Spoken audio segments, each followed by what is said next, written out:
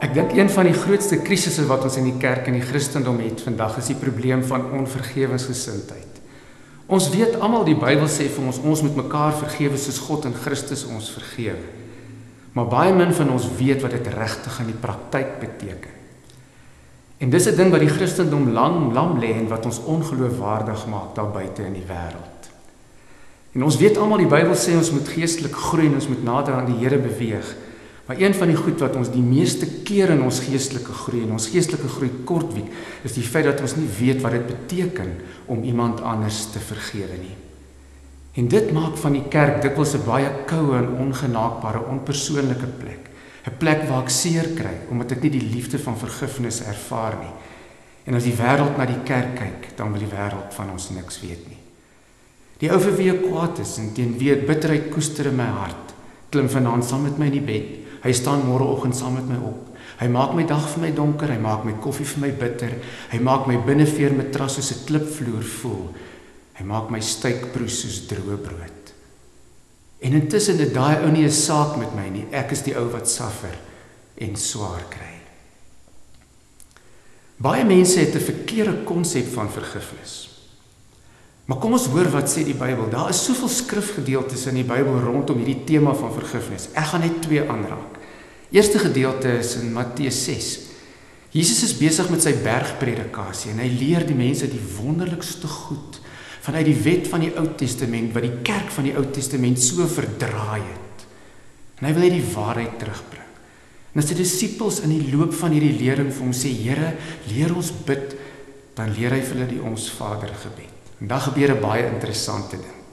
Aan die einde van hierdie gebed, daar in Matteus 6 vers 14 en 15, is dit asof Jesus net sê, ek hoop julle het nou hierdie gebed mooi gehoor, maar daar's een stukkie wat ek net weer na terug verwys, om seker te maak julle het hom mooi verstaan. En dan verwys hy terug na daai gedeelte in die gebed wat sê, Here, vergewe ons skuld, soos wat ons ook die vergewe wat teen ons oortree het. En dan sê Jesus daaroor, as julle ander mense hulle oortredinge vergewe, sal julle Vader wat in die hemel is, julle ook vergewe. As julle ander mense nie vergewe nie, sal julle Vader wat in die hemel is, julle oortredinge ook nie vergewe nie. En as 'n mens hierdie beginsel verstaan, dan is dit nie 'n tit for tat ding van God se hart af nie. Dis net God is so ernstig hieroor. Jy sien wat hy eintlik vir ons wil sê is, hoe kan jy vir hom sê, Here vergewe my, maar ek het nie die vermoë om iemand anders te vergewe soos wat hy my vergewe nie. Baie keer dan sê ons mekaar, maar weet jy wat, dit voel vir my ek bid in die plafon vas, die Here hoor my nie. Wat hierdie gedeelte in Matteus eintlik sê is, jy bid teen jou eie onvergewensgesindheid vas. Dis wat 'n muur bou tussen my en God. Here vergewe my. En dan gebeur daar niks. Hoekom? Want ek vergewe nie. Die muur van onvergewensgesindheid wat my geestelike groei keer dat ek God se vergifnis kan beleef soos ek moet. Die ander gedeelte is in Matteus 18 daarvan vers 21 af. Baie interessante gedeelte. Petrus, die voortvarende disipel, kom by Jesus en hy sê, Here, hoeveel keer moet ek my broer vergewe? Tot 7 keer toe. En dan verwag 'n mens Jesus gaan sê, wow Petrus, dis so mooi. Maar eintlik sit hier 'n stukkie geskiedenis hier agter wat 'n mens mooi moet verstaan. Die Jode, die kerk van die Ou Testament, het so gemors met die waarheid. Hulle het die wet van God gevat, die Exodus 20 wet, en sommer al die ander wette daar in Numeri en Deuteronomium en Levitikus, en hulle het hierdie goed omskryf oor hoe hulle dink dit uitgevoer moet word.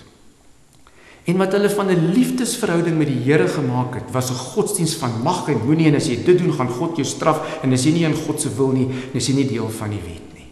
Hulle het eintlik vrees gewek by die mense. Nou moet jy weet, die Ou Testamentiese mense het geweet van vergifnis. Daar in Levitikus 19 word dit baie duidelik gesê, dat jy jou naaste moet lief hê soos jouself, en dat jy nie 'n wrok moet koester teen ander nie. Dit was deel van die wette wat hierdie kerk van die Ou Testament geken het. Wat het hierdie kerk daarmee gemaak? Soos wat hulle reëls en regulasies geskryf het oor die wet van jy moet die Sabbatdag onderhou, het hulle oor hierdie wet ook 'n klomp reëls geskryf. En wat hulle geskryf het, is onder andere dat jy net nodig het om iemand anders 3 keer te vergewe, dan jy daarom jou kant gebring. En nou kan dit gaan lees daar in die rabbynse literatuur. So onthou nou hierdie disippels wat nou almal hier in die sinagoge in die Ou Testamentiese kerk groot geword het geleer, ek moet 'n ou vergewe, die Bybel sê dit, die wet sê dit, maar ek hoef dit net 3 keer te doen. So dink nou Petrus se motief as hy na Jesus toe kom en sê, Here, hoeveel keer moet ek my broer vergewe? Tot 7 keer toe. Ek weet jou Petrus het gedink, Jesus gaan vir hom sê, wow Petrus, die kerk sê 3 keer, en jy is bereid vir 7, wow. Maar Jesus rol hom tussen die vloer en die politoer, as hy vir hom sê, Petrus, nie 7 keer nie, 70 maal 7 keer, en daarmee wil Jesus eintlik sê, oneindig.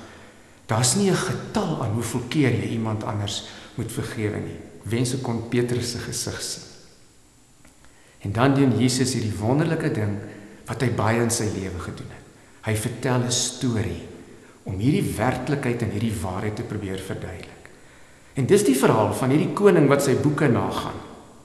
En dan kom hy op hierdie ou af wat hom miljoene rande skuld, dan roep hy hom en hy sê, betaal wat jy my skuld. En dan sê hierdie ou, gee my uitstel, ek sal nie betaal, maar ek kan dit nie nou betaal nie. En dan staan dat die koning kry hierdie man jammer. En hy skryf al daai skuld af. Hy laat hom skuldloos daar uitstap. Dan kom hierdie ou in die straat en hy kry 'n ou wat hom 'n paar rand skuld. Hy gryp hom voor die bors en hy sê, betaal wat jy skuld. En as hierdie ou om uitstel en genade smeek, dan wil hierdie ou dit nie gee nie. En hy laat hom in die tronk opsluit. Koning hoor die storie. En daar staan die koning was woedend toe hy dit hoor. Hy laat kom hierdie man en hy sê vir hom, jou skuld, ek het jou al jou skuld vrygeskeld. Kon jy nie vir hierdie ou sy paar rand vryskeld nie?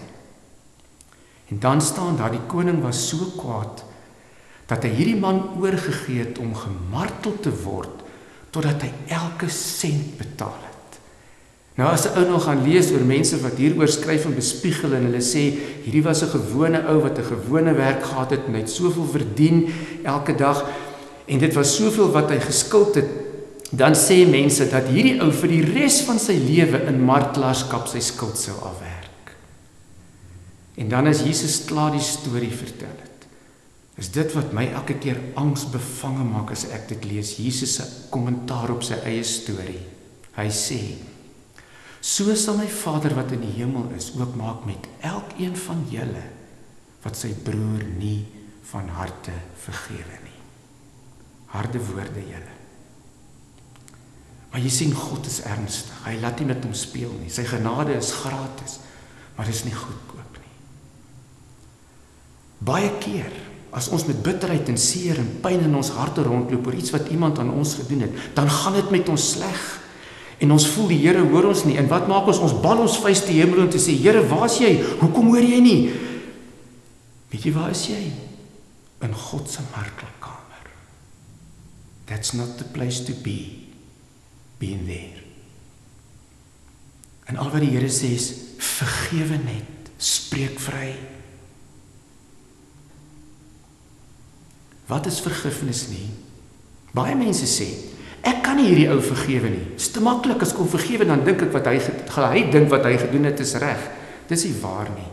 Vergifnis is nie goedkeuring van sonde nie. Jy sien, as God jou vergewe vir al jou sonde, dan sê hy nie jou sonde is reg nie. Hy haat sonde, maar hy spreek jou vry. Baie mense sê, ja, ek het dit agter my gesit. En hulle leef vir die stille martelaarslewe. En almal sien hoe swaar hulle kry, maar hulle koop. Agter jou sit is nie vergewe nie. 'n Ding agter jou sit is eintlik, ek het hom hier diep gebere. En hy haat en hy bitterheid sit hier onder. En as iets of iemand my daar herinner, dan spring dit uit soos 'n prop wat skiet. Baie mense sê, ja, ek sal daai ou vergewe, maar dan moet hy eers verskoning maak of my skuld terugbetaal of eers kom sê hy is jammer. Daar's 'n klomp voorwaardes voor ek daai ou gaan vergewe. Vergifnis vra nie voorwaardes nie. Toe God besluit het, hy stuur Jesus om sy lewe te gee om ons vry te spreek, het hy nie gesê, jy moet eers dit en eers dat en eers dat nie. As God voorwaardes gestel het, sou Jesus nooit gesterf het nie. Want ek en jy sou nie aan een van die voorwaardes kon voldoen nie. Baie mense sê, ja, ek sal hierdie ou vergewe, maar mag die duiwel omry. Nee.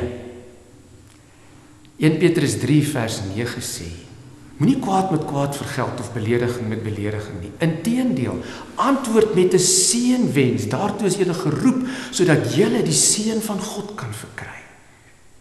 Jy sien, vergifnis is die een kant van die munt, en om iemand te seën is die ander kant. Kan jy dink wat sou met my en jou gebeur het, as Jesus gesê het, ek sal jou vergewe, maar mag jy vervloek wees oor wat jy gedoen het? Dan beteken vergifnis niks. Baie mense sê, ek sal nog vergewe, maar daar is nie 'n manier wat ek iemand anders kan seën nie. Die oomblik dat jy iemand vervloek, weet jy wat doen jy eintlik?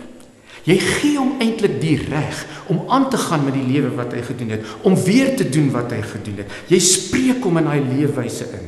Maar die oomblik dat jy iemand seën nadat jy hom vergewe het, dan gee jy hom eintlik in die Here se hande. Daai ou is die bestand teen die krag van jou gebed en die krag van God wat in sy lewe kan werk as jy daai deur oopmaak nie. Jy kan nie vergewe en nie seën nie. Wat is vergifnis? Vergifnis is om vry te spreek. Nou sê baie mense, ja maar weet jy wat, ek voel nie om dit te doen nie, ek is so kwaad, daar's nie 'n manier wat ek hierdie ou ooit sal vergewe nie. Een van die grootste lesse wat ek rondom hierdie vryspraak moes leer, is dat vergifnis niks te doen het met hoe jy voel nie. Dis nie 'n emosie nie. Dis 'n keuse wat jy maak met jou kop. Dis 'n wilskeuse. Kan ek jou terugvat na die tuin van Getsemane, die aand voor die kruisiging? Wat was die emosie wat Jesus beleef het? Hy was doodsbenoud, sê die Bybel. Angsbevange. Hy het gesê hy sien nie hier voor kans nie. Sy vrees was so groot dat hy bloed gesweet het van angs. En wat het die emosie om laat sê, ek sien nie hier voor kans nie dat hierdie beker net by my verbygaan? As hy op hierdie emosie bly reageer het hy nooit gaan sterf nie. Wat was die volgende deel van die gebed? Die rasionele deel het ingeskop en hy het gesê, nogtans nie my wil nie, u wil. So hy het op sy tande gebyt, 'n besluit geneem om dit te gaan doen, ten spyte van die emosie. Al moet jy op jou tande byt, en al is jy hoe kwaad, as jy besluit om dit te doen, en jy doen dit, dan draai die emosie, en beleef jy 'n stuk vryheid. Hierdie ou sê, kom ons sê jou lewe is soos 'n bootjie op die see, lekker. Jy jaag oor die branders, jy vang vis, jy sien die dolfyne spring, die waterspat, vet pret lewe. En hier kom hierdie groot vis en hy stamp hierdie duik in jou boot en jou lewe is geskit en beskadig en jy's kwaad en daar gaan die vis en jy draai jou boot en jy jaag agter hierdie vis aan en jy kry hom onder skoot en jy skiet hom en jy skiet raak en jy hierdie vis aan hierdie tou. Jy en jy chaft met jouself en jy sê jou dag sal kom, jy het my lewe geskit. Maar nou het jy moeilikheid, want as jy los, kom die vis weg, maar as jy hou jy op lewe? Jy kan nie jou boot stuur nie, jy kan nie vis vang nie, jy kan nie die dolfyne sien spring nie, jy kan nie oor die branders jaag nie, want jy het hierdie vis aan die tou. Nou dink jy het die vis, maar eintlik het die vis jou, met die tou waarmee jy hom geskiet het, en hy sleep vir jou rotse toe. Nou sê hierdie ou, vergifnis is, knip die tou. Laat gaan die vis. Daarmee sê jy nie wat die vis gedoen het is reg nie. Jy kies net om jou lewe nie langer te laat beheer deur iemand wat jou onreg aangedoen het nie. Weet wat gebeur as jy daai tou hou en nie knip nie? Daai klomp vis wat jy gevang het en jy op jou boot lê, vrot in die son, jou lewe stink. Maar jy kan niks doen nie wanneer jy die vis in die tou. Die oomblik dat jy die tou geknip het, kan jy daai vrotvis met een veeg afvee.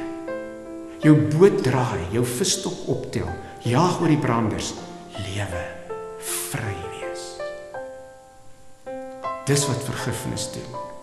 As God in Christus ons vergewe, dan vat hy alles weg wat skeiding maak tussen ons en God, en hy verbind ons weer aan God.